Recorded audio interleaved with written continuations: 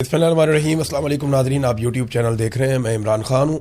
नाज़रीन, मुज़ाकरात ईरान और अमेरिका के बीच में अभी तक शुरू नहीं हो पाए। आज मंगल का दिन शुरू हो गया है। पहले ये कहा गया कि वीकेंड पे मुज़ाकरात शुरू हो जाएंगे, फिर कहा गया जी सोमवार को हो जाएंगे। फिर डोनाल्ड ट्रंप ने दावा किया कि मंगल वाले दिन जो है वो उनकी टीम पहुँच जाएगी पाकिस्तान में और ईरान के साथ मुज़ाकरात होंगे। एक तरफ अमेरिका का मौक़िफ़ है जो बार बार बदल रहा है और उसके रीज़न्स भी हैं। पहले आप देख लें, डोनाल्ड ट्रंप ने जो लेटेस्ट बयान दिया है वो ये है कि डेमोक्रेट्स ईरान के हवाले से हमारी इस वक्त की इंतहाई मजबूत पोजीशन को नुकसान पहुंचाने की हर मुमकिन कोशिश कर रहे हैं। इस हकीकत के बावजूद कि पहली जंग अजीम 4 साल 3 माह और 14 दिन जारी रही, दूसरी जंग अजीम 6 साल 1 दिन तक चली। अब ये जंगों का हवाला डोनाल्ड ट्रंप इसलिए दे रहे हैं ताकि वो अपने नुकसान को कम करके साबित करें कि देखें ना, जंग अजीम तो इतनी लंबी चलती हैं, लड़ाइयाँ बहुत लंबी चलती हैं, हमने तो बहुत मुख्तसर लड़ाई की है। इससे पहले वो अफ़गानिस्तान के अंदर लड़ाई या इराक़ के अंदर लड़ाई, इन चीज़ों के हवाले भी दे चुके हैं। उन्होंने कहा जी 6 हफ्तों का मैंने वादा किया था, हमने काफ़ी कामयाबियाँ हासिल की हैं। मैंने फेक न्यूज़ में पढ़ा कि मुआहदा करने के लिए मैं दबाव में हूँ। मैं बिल्कुल दबाव में नहीं हूँ और ये सारा कुछ बहुत जल्दी हो जाएगा। वक्त मेरा दुश्मन नहीं है। डोनाल्ड ट्रंप कहता है जी कि जो मुआहदा मैं करना चाहता हूँ ईरान के साथ वो जल्द हो जाएगा, मगर जल्दबाजी में कोई बुरी डील नहीं करूँगा मैं ईरान के साथ। ईरान की बहरी नाकाबंदी बरकरार रखने का ऐलान किया और बताया कि जेडी वेंस, स्टीव विटकॉफ और जेरेड कुशनर इस्लामाबाद में आ जाएंगे। अब मंगल का दिन है। जेडी वेंस कहाँ पे हैं उनके बारे में खबर आती है अमेरिका से, और ख़बर ये बताती है कि जेडी वेंस का तैयारा भी तैयार है और वो सिर्फ इंतज़ार कर रहे हैं कि किस वक्त तेहरान की जानिब से इशारा मिले और ईरान के इशारे के बाद वो रवाना हो जाएं पाकिस्तान, इस्लामाबाद की जानिब, और जाकर मुज़ाकरात का हिस्सा बन जाएं। जो जेडी वेंस आखिरी खबरें आने तक, जब मैं ये वीडियो रिकॉर्ड कर रहा हूँ, अभी तक जो इत्तलात मैंने देखी हैं, उन्होंने अपना ट्रैवल शुरू नहीं किया और वो इंतज़ार कर रहे हैं ईरान का। अब ये हालात पैदा हो गए कि अमेरिका मुज़ाकरात के लिए जल्दी कर रहा है, वो मुज़ाकरात की टेबल पर बैठना चाहता है। ईरान को कोई जल्दी नहीं है मुज़ाकरात की टेबल पे आने के लिए। ईरान की जानिब से लगातार जो बयानात आ रहे हैं वो भी ऐसे ही हैं।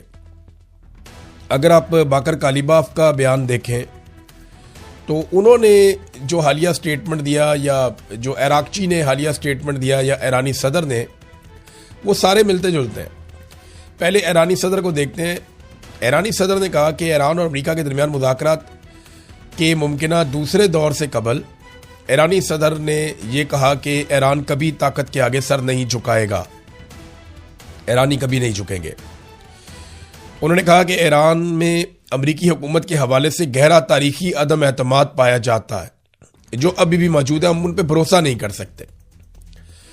ईरानी सदर ने कहा कि बामानी मुज़ाकरात की बुनियाद वादों की पासदारी पर कायम होती है। अगर आप वादे तोड़ेंगे, जंगबंदी के वादों की खिलाफ वर्जी करेंगे और धोखा देंगे तो फिर बामानी मुज़ाकरात नहीं हो सकेंगे। अमरीकी हुकाम की जानिब से गैर तामीरी और मुतज़ाद इशारे एक तलक पैगाम देते हैं।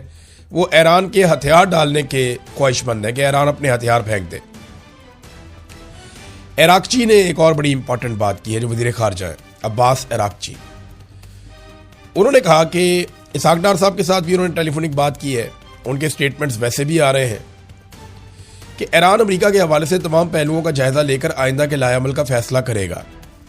और ईरान की वज़ारत ख़ारजा ने यह भी कह दिया है कि इतनी जल्दी नहीं है हमें। उन्होंने कहा कि अभी हमारे पास कुछ ऐसा नहीं है जिस पे जाके हम अमेरिका के साथ मुज़ाकरात करें। और रीज़न वो ये बताते हैं कि एक तो जो नाकाबंदी की गई है पूरे खित्ते की, आबना हुर्मुज़ की चारों तरफ से अमेरिका की जानिब से, वो कहते नहीं वो काबिल कबूल नहीं है। ये जो नेवल एक ब्लॉकेज डोनाल्ड ट्रंप ने लगाया है उसके ऊपर ईरान मजम्मत कर रहा है। वो कह रहे हैं जी इसकी मौजूदगी में ये जंगबंदी की खिलाफ वर्जी है, हम मुज़ाकरात आगे नहीं बढ़ा सकते। और ये बात फील्ड मार्शल आसिम मुनीर ने डोनाल्ड ट्रंप से बात करते हुए बता भी दी है और डोनाल्ड ट्रंप को ये मशवरा भी दिया गया। 2 मशवरे पाकिस्तान ने डोनाल्ड ट्रंप को दिए हैं। एक मशवरा ये दिया है कि ईरान मुज़ाकरात की टेबल पर नहीं आएगा अगर आप ब्लॉकेज जारी रखेंगे तो डोनाल्ड ट्रंप को मशवरा दिया है कि आप ब्लॉकेज ख़त्म करें। दूसरा मशवरा डोनाल्ड ट्रंप को पाकिस्तान ने यह दिया है कि आप अवामी सतह के ऊपर जो सख्त बयानात देते हैं ईरान के बारे में, वो बयानात भी आप ना दें। کیونکہ ایران جنگ نہیں ہارتا تو جنگ کا تاثر بھی نہیں ہارنا چاہتا. یہ بھی ایران کے لیے ایک بڑا ایشو ہے. اور امریکہ کے لیے ایشو یہ بن گیا ہے کہ دنیا کی وہ جگہ جہاں پہ وہ پہلے بہت مضبوط تھا, اس سے بہت فائدہ ہوتا تھا, وہ بھی اس کے ہاتھ سے نکل رہی ہے. مثال کے طور پہ پولیٹیکو کی ایک رپورٹ ہے. یہ رپورٹ میں بتاتی ہے کہ بحرین میں, انڈونیشیا میں اور آذربائیجان میں امریکی مفادات کا نقصان ہوا. بحرین میں عوامی رائے بہت تیزی سے تبدیل ہوئی ہے اور وہ ایران کی طرف جھکاؤ اس کا بڑھ رہا ہے. اسی طرح جو ہے انڈونیشیا میں ایران کی حمایت بڑی ہے, امریکہ کی مخالفت بڑی ہے. اب انڈونیشیا اس سے پہلے بورڈ آف پیس کے زیر انتظام چلنے کے لیے وہ ایک فوج بھی دے رہا تھا, جسے اسٹیبلائزیشن فورس کہتے ہیں, کہ ہم ایک فورس دیں گے, فوجی بھجوائیں گے.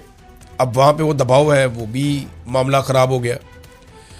تیسرا جو آذربائیجان ہے, وہ ایران کی ڈرون صلاحیت اور جو مذہبی اثرات ہیں, کیونکہ آذربائیجان مسلمان ملک ہے اور وہاں پہ زیادہ تعداد میں اہل تشیع رہتے ہیں, تو اس کی وجہ سے بھی ایک نقصان امریکہ کو ہوا. لیکن میں ایک چیز آپ کو بتاؤں کہ اسرائیل اپنے تیل کی زیادہ تر ضرورت آذربائیجانی تیل سے پوری کرتا ہے.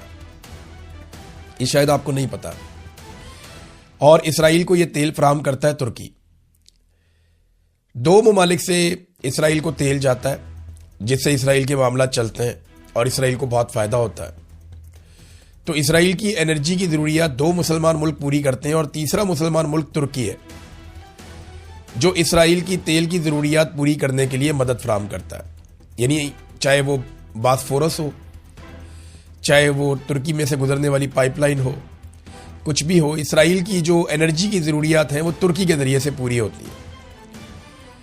تو ترکی آپ دیکھتے ہیں اکثر وہ زبانی جمع خرچ چلتا رہتا ہے, اسرائیل ترکی کے خلاف, ترکی اسرائیل کے خلاف, لیکن یہ آپس میں جنگ نہیں کرتے.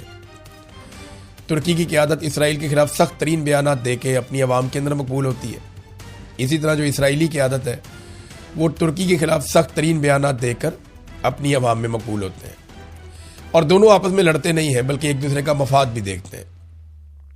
آپ دیکھیں نا کیسے وہ جو پائپ لائن ہے وہ وہاں سے گزرتی ہے اور ترکی میں سے سارا تیل جاتا ہے, گیس جاتی ہے, جو اسرائیل کو چاہیے وہ ترکی میں سے گزر کر ملتا ہے. ایک فیکٹ تھا, میں نے کہا میں آپ کے سامنے رکھتا ہوں. اسی طرح جو ہے وہ ایک اور سٹیٹمنٹ بھی ہے, اور وہ کالیباف کا ہے. وہ کہتے ہیں جی اب یہ اس طرح نہیں ہوتا کہ آپ جنگ بندی کی خلاف ورزیاں کریں اور دھمکیوں کے سائے کے اندر مذاکرات کریں, تو ہم دھمکیوں کے سائے میں مذاکرات نہیں کریں گے. یہ اب ایران کا جواب ہے. دیکھیں اس میں ایک چیز جو مجھے لگتی ہے نا, ایرانی اس دفعہ بڑے سیریس ہیں اور انہیں لگتا ہے کہ اگر وہ پاکستان جاتے ہیں تو ان پہ کوئی حملہ نہ ہو جائے.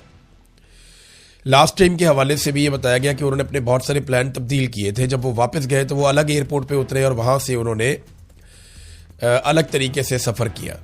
تکلیف نے اپنا خیال رکھیے گا, اپنے چینل کا بھی. اللہ